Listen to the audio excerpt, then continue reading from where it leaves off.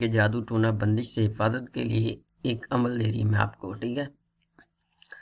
ایسی عمل انشاءاللہ تعالیٰ کہ ساری جادوگر بھی مل جائے گی نا تو آپ کی حفاظت ہوگی، ٹھیک ہے؟ لیکن بات یہ ہے کہ عمل کو کرنا ہوتا ہے یقین سے. یہ پہلی چیز ہے کہ عمل کو یقین سے کرنا ہوتا ہے. یہ ایسے عمل نہیں ہوتی کہ میں کوشش کرتی ہے، ٹرائی کرتی ہے، ہو سکتا ہے کام کرے، ایسے کام نہیں ہوتی. کام ہوتی ہے یقین سے کہ میں یہ عمل کرے گی یا میں یہ عمل کر رہی ہے اور میرا کام ہوگی. قرآن پاک کی عمل ہے، نورانی عمل ہے، اور قرآن پاک کو یقین سے پڑھا جاتا ہے، یقین سے عمل کیا جاتا ہے. یہ ہوگی پہلی بات. دوسری بات یہ ہے،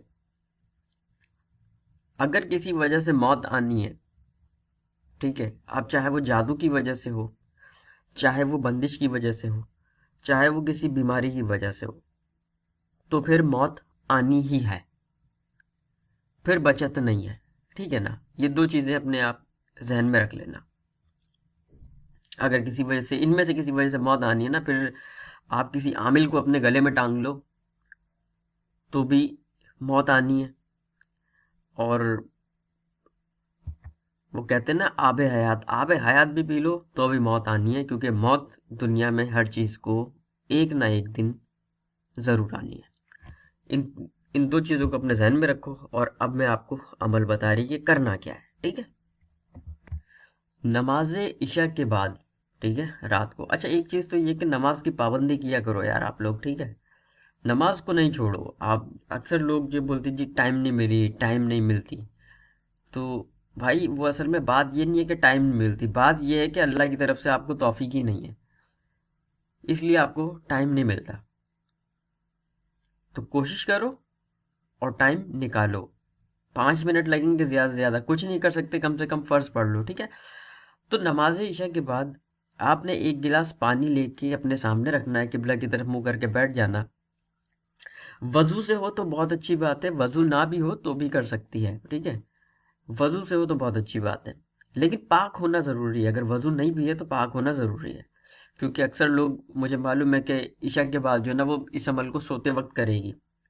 بہت سارے عملیات یا بہت سارے وظائف ایسے ہیں جو کہ میں خود سوتے وقت کر رہی ہوتی ہے، ٹھیک ہے نا؟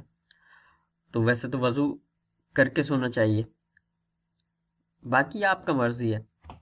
ایک گلاس پانی لے کے اپنے سامنے رکھنا،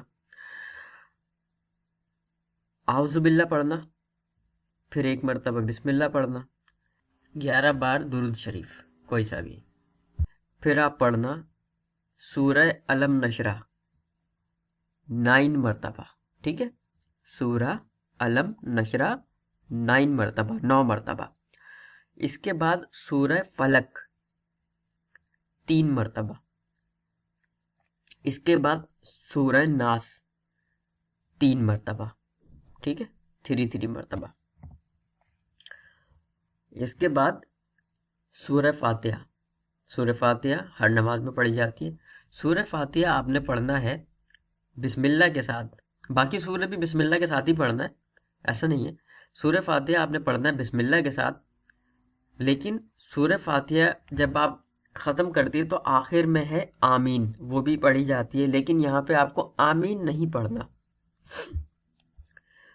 تو سورہ فاتحہ آپ نے پڑھنا ہے 9 مرتبہ، اور 9 مرتبہ پڑھنے کے بعد آخر میں، ٹھیک ہے، 9 مرتبہ پڑھنے کے بعد آخر میں 3 دفعہ کہنا ہے آمین آمین آمین. بات سمجھ میں آئی؟ سورہ فاتحہ جب آپ پڑھے گی تو آخر میں آمین، تو آمین نہیں پڑھنا، لیکن سورہ فاتحہ 9 مرتبہ پڑھنا. اور جب 9 مرتبہ آپ کا تعداد سورہ فاتحہ کا پورا ہو جائے تو 3 مرتبہ آپ نے بولنا ہے آمین آمین آمین. اس کے بعد 3 بار آیت الکرسی پڑھنا ہے، ٹھیک ہے؟ اور پھر 11 مرتبہ درود شریف پڑھنا ہے، کوئی سا بھی درود شریف. درود شریف 11 مرتبہ، 11 مرتبہ شروع میں بھی پڑھنا ہے، اور درود شریف 11 مرتبہ آخر میں بھی پڑھنا ہے. اور وہ جو پانی ہے اس کے اوپر پھونک مارنا اور اس پانی کو پی لینا، ٹھیک ہے؟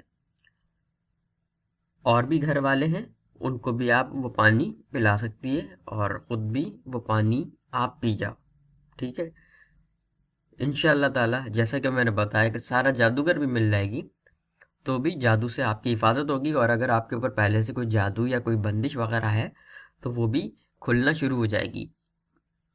اور جادو اور بندش آپ کے اوپر جتنا پرانا لگی ہوگی اس کو کھلنے میں اتنا ٹائم لگ رہی ہوتی ہے، اتنا ہی ٹائم لگے گی۔ یہ نہیں سمجھنا کہ آپ کے اوپر جو ہے نا پچھلے 10 سالوں سے کسی نے جادو کی ہوئی ہے اور آپ یہ سوچیں کہ وہ ابھی 10 منٹ میں کھل رہا ہے، ایسا نہیں ہوتی۔ یہ ایک کڑا ہوتی ہے اور وہ کڑا آپ کے گرد مضبوط ہوتی رہتی ہے، اور اس کا جو ڈیٹیل ہے وہ میں نے پیچھے ایک ویڈیو میں بتایا ہوا ہے، کیونکہ جب آپ کے اوپر کسی چیز کا جادو، کسی چیز کا عمل کی جاتی ہے تو اس عمل کے جتنے بھی خادم، جتنے بھی اس عمل کے جتنے جنات یا جتنے بھی موکلات وغیرہ ہوتے ہیں جو اس عمل کے پیچھے کام کر رہے ہوتے ہیں، وہ آپ کے گرد ایک دائرہ لگاتے ہیں۔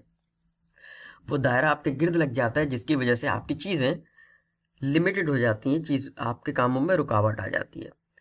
اور کیونکہ وہ جنات وغیرہ ہوتے ہیں، موکلات ہوتے ہیں، ٹھیک ہے نا، اس عمل کے، پھر جب وہ عمل پرانا ہو جاتا ہے تو ان کے بچے وغیرہ بھی ہوتے ہیں، تو انڈے بچے ہونے کی وجہ سے کیا ہوتا ہے ان کی فیملی پلاننگ بڑھ جاتی ہے، اور یہ دائرہ اور مضبوط سے مضبوط ہوتا چلا جاتا ہے، ٹھیک ہے۔ تو اس لیے ٹائم لگتی ہے اس طرح کے کاموں میں۔ یہ اس کے پیچھے کی ایک لاجک ہے، اور یہ بالکل جینوئن لاجک ہے، اس کے اندر کوئی وہ والی بات نہیں کہ میں نے اپنے پیٹ سے یہ بات نکال کر کے آپ کو بتا دی کہ جنات موکلات کا دائرہ لگ گیا اور پھر ان لوگ کی شادی ہوگی، کیونکہ ان لوگوں کی بھی شادی ہوتی ہے، ان کے بھی بچے ہوتے ہیں، اور وہ کہاں، وہ پھر ظاہر سی بات ہے وہ آپ کے گرد ہی رہیں گے، وہ دائرہ آپ کے گرد لگا ہوا ہے، ٹھیک ہے۔ تو یہ اس کا طریقہ کار ہے، اور اجازت کا طریقہ میں آپ کو اس کا بتا رہی ہے، وہ دھیان سے سن لو، ٹھیک ہے۔ اس کی اجازت کا طریقہ یہ ہے کہ 10 بار درود شریف، 1 بار سورہ فاتحہ، 3 بار سورہ اخلاص پڑھ کے سرکار کو، تمام انبیاء کو، تمام صحابہ کو، تمام اولیاء کو، تمام مسلمان مرد عورت انسان جنات موکلات کو آپ ہدیہ کر دیجیے، آپ کو عمل کا اجازت ہے۔ السلام علیکم۔ اور عمل روزانہ کرنی ہے۔